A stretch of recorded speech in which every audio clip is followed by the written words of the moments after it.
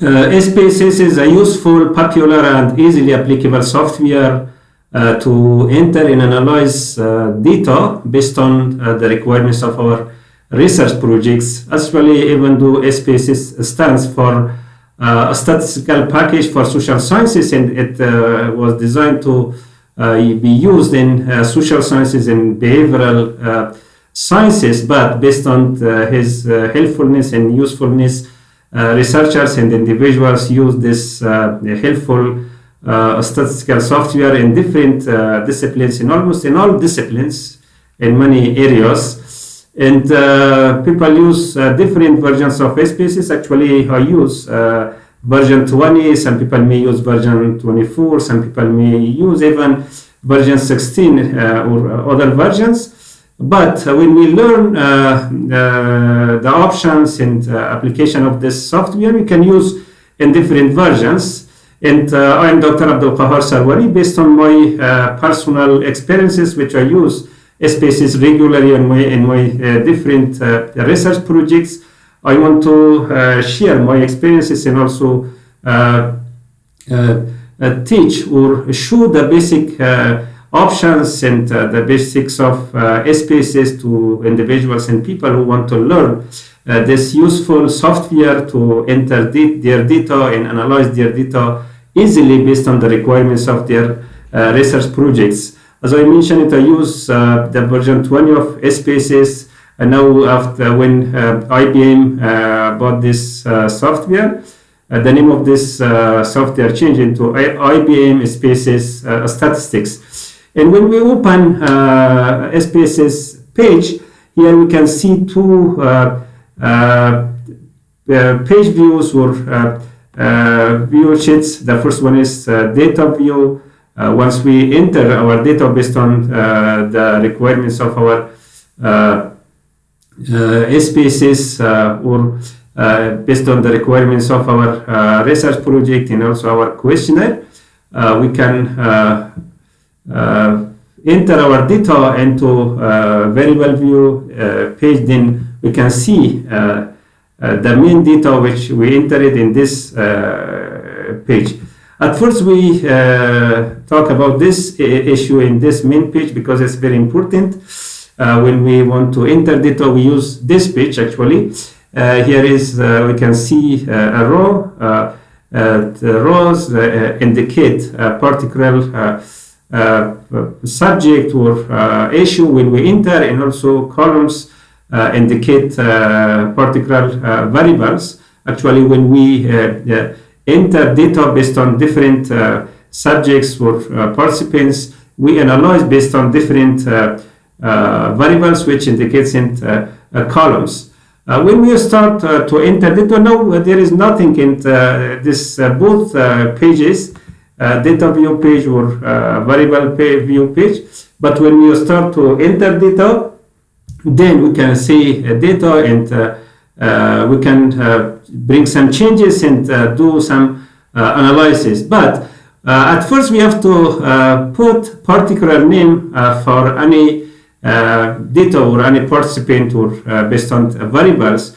But we have to be aware that we cannot put distance or particular symbols. We have to write names at first without any distance or space. Without any space, we have to write without any space, and we cannot start name with by numbers or numbers. Or if we put just number, we can. But when we want to write names, we cannot start by number.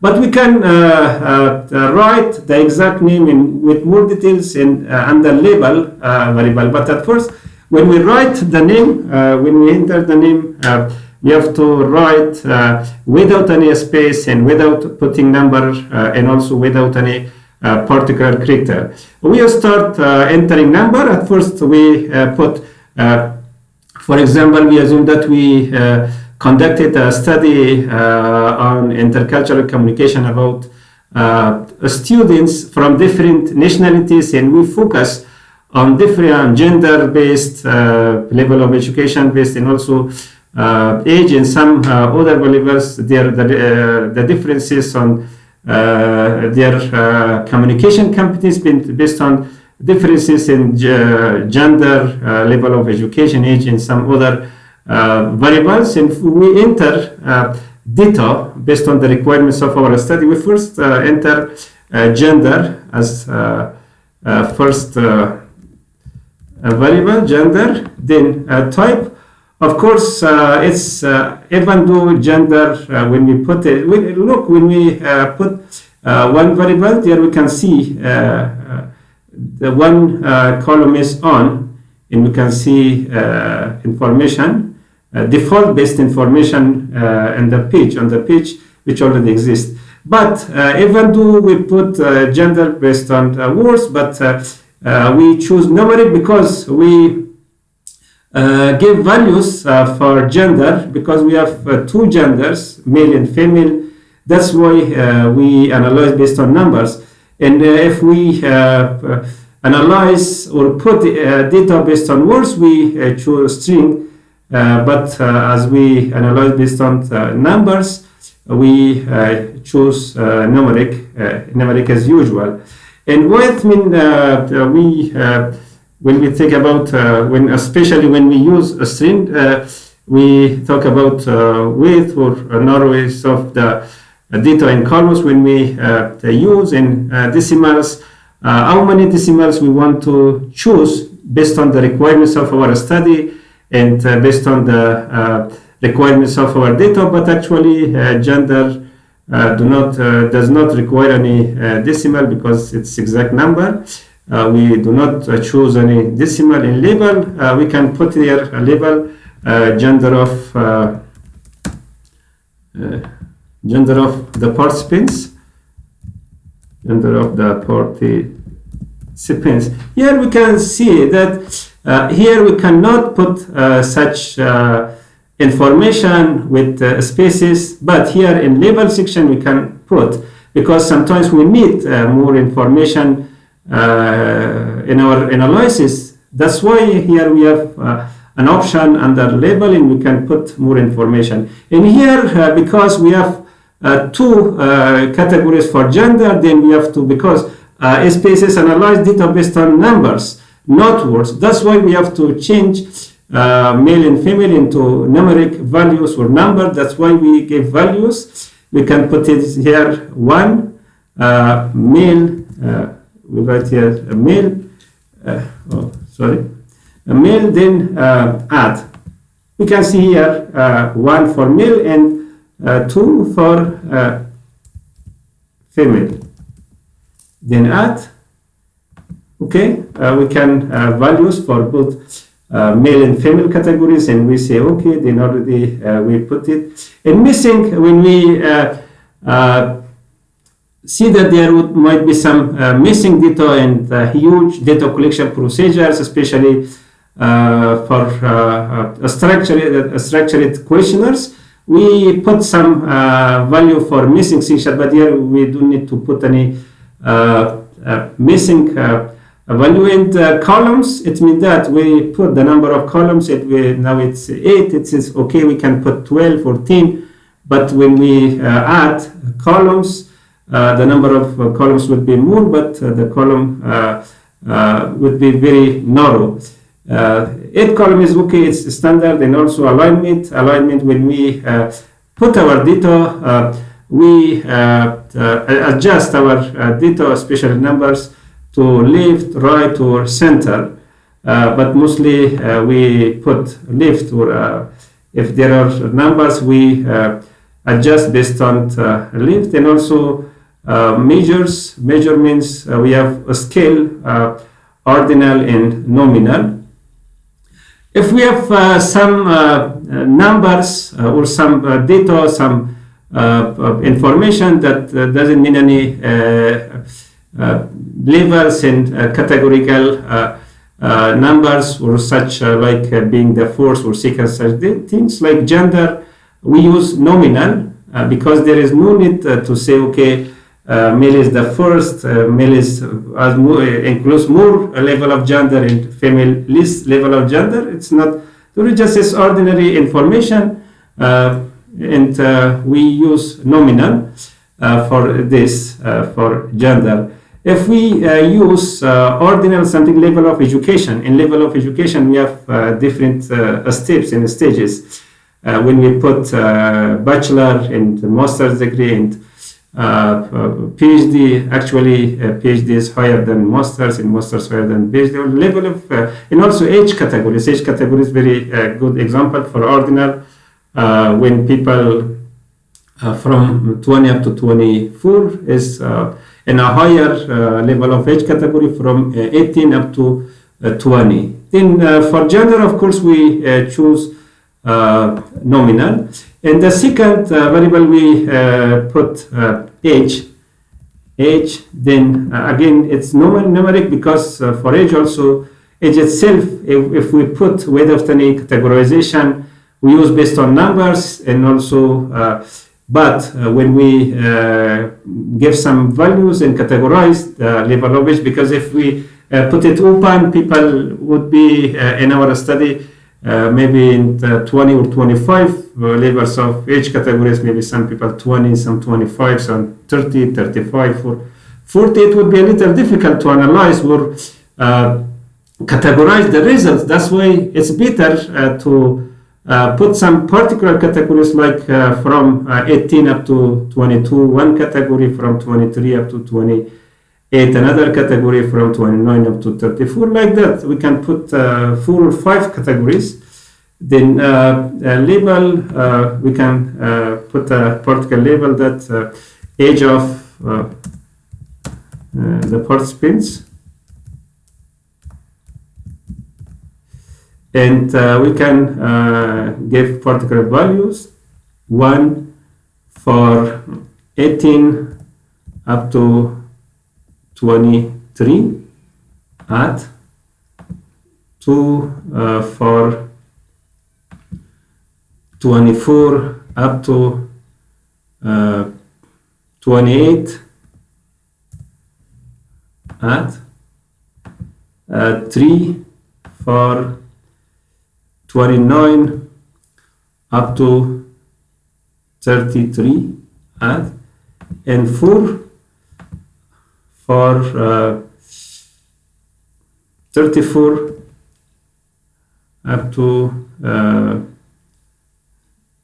37 and plus. It means that 37 and above 37. We have to be careful that when we put 18 up to 23, it means that 23 already included in this category. We don't have to put start the second category from 23 again. We have to start from 24, and we put here 24 up to 28. Then we don't have to start the third category from 28 again. It means that we can put one number, one particular age number, and just in one category. Just we say, okay, we have now 4 age categories, and actually it's ordinal because differences based on age categories. People who include in the age category of 23 up to 28 in a higher level of age from 18 up to 23. And we put here level of education. Actually, we can write just like this with just simply level of education. And again, it's numeric because we put values. And here for age, we don't have decimals because it's exact numbers. No need to put decimals. And also for level of education, also we can not put we don't have to put decimals because we can say bachelor minus something because it's exactly the exact number. We can now write here level of education of the participants. We can put more information here. And we can again add values, value 1 for baccalaureate or 12th grade, we can add, and 2 for bachelor degree BA, 3 for master's degree or MA, we add it, and 4 for PhD. now we have 4 categories for level of education. We can put it and say, okay, again, for level of education, we can use ordinal because it's ordinal. And now we have 3 variables here, and also we can put any variable or any data that we want when we have particular questionnaires. So when we collect data, some questionnaire may have 20 items, some questionnaires may have 5 items, or some questionnaires may have more. We can put here, and just as much as we have our data and information based on the requirements of our study. Now when we go here, we can see some when put here, then now we can put some data, because when we enter information of our data or our variable based on the requirements of our study, we cannot put exact, we can put here just the data. And when we come here, we put, now we can put the data, gender 1 mean male, level of education 2 mean from 23 up to 28, level of education 3 mean masters. And when we have variables, questionnaires, we can put here questionnaires. And number 2 also, we put 2, it means female, and age, level of age 3, level of education 2, and number 3 also 1, male, level of education 1, baccalaureate, and age from 18 up to 23, and level of education also 1, baccalaureate. In number 4, 2 again, age 3, which is 24 up to 28, and level of education 2. Then we have this data. When we want to analyze our data, then we go to different parts of our data. We analyze the basic parts of our analysis is frequencies. When we want to find the frequency, we go to frequency. We have to put transfer the data into variables page. Then we start some statistics, quantum mean, median, any kind of data based on the requirements, and we can analyze. We can see here some information based on the requirements of our data. We can see here number 4, we have 4, and actually we enter it 2 male, 2 female, and we can see information, and we can find information based on requirements of our data. And also when we enter data, actually we don't want to save this. It's very important to check the reliability of our data, because especially Chromebox Alpha. Chromebox Alpha is very important, and reliability of our data is very important. When we collect data, questionnaires, for social sciences, behavioral sciences, it's better to have a Chromebox Alpha, which is from 0 up to 1, from 0.7 up to 0.99. Because if it's below from 0.7, the difference is too much, and we cannot analyze effectively. And is above 0.99, it means that it's similar. We cannot analyze relationships or similar differences on the data to use t-test or ANOVA or correlation test. That's why it's very important to analyze reliability when we put both all 3 data. Then we start to have Chromebox Alpha.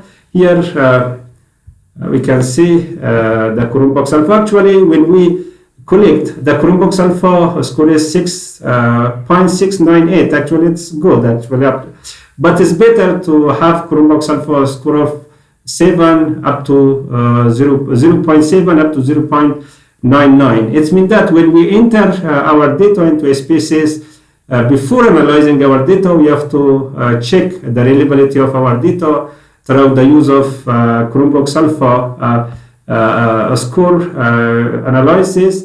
And when we analyzed it, we go to analyze and use a scale. And through a scale and then reliability analysis, we can find out Chromebox Alpha score to see whether the data is reliable or not. And also, when we analyze, the basic analysis are frequencies when we want to find out the basic information based on the number of and percentages and other things, and also descriptives when we want. At first, we have to transfer data from this section to another section under variables. Then we choose some options: a standard deviation, mean, variance, range, or any kind of information that we want. But we have to be careful. We cannot choose data or tests or information without any needs. We have to choose the exact test and exact option based on the requirements of our study. Then we say continue and OK. Here we can see the results. And if we want to choose the result, we just click and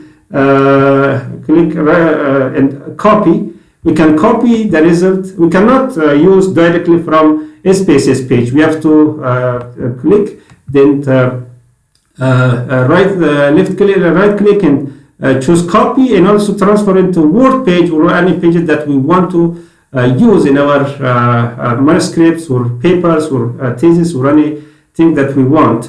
It means that when we want to use this, we can copy like this. When I take the copy and I go to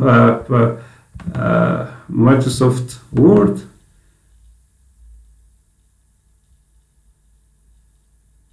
okay.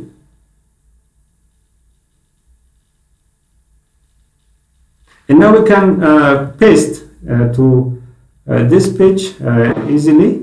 Okay, we can paste, and then we can do some edits here or use based on the requirements of our need. And we no need to save this page. And then we can use any kind of analysis based on the requirements of our data. We can use tables, compare means or any. But we have to be careful that it's very important to know why to use a particular test and why to use particular options. We have to use tests and options based on the requirements of our data in our study. Not we like some test just to use because we like that. And we have to be careful that when we collect data based on to have some basic information, so, like numbers, percentages, frequencies, and mean and median, standard deviation, we can use the very basic statistical tests like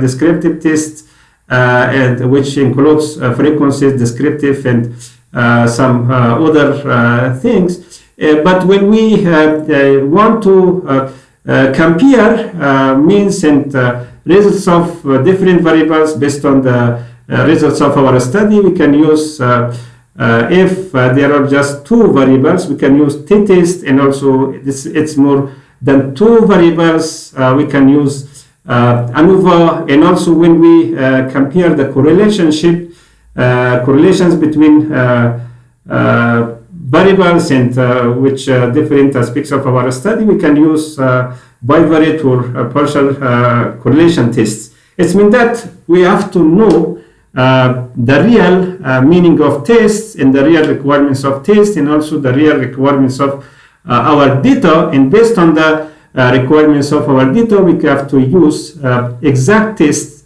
and exact analysis and options to analyze our data carefully. And have to be careful that even though SPSS provides easily applicable tests and options for any individuals, even for people who don't have any basic information on statistics and on the use of basic tests. But it's very important when we collect data and work as a researcher to know some basics of statistics and know the exact meaning of particular options and tests. and to use statistical options and tests which are applicable by the use of SPSS software to get real results and to share real information with people and to help other individuals to develop some strategies and know the results of some real studies.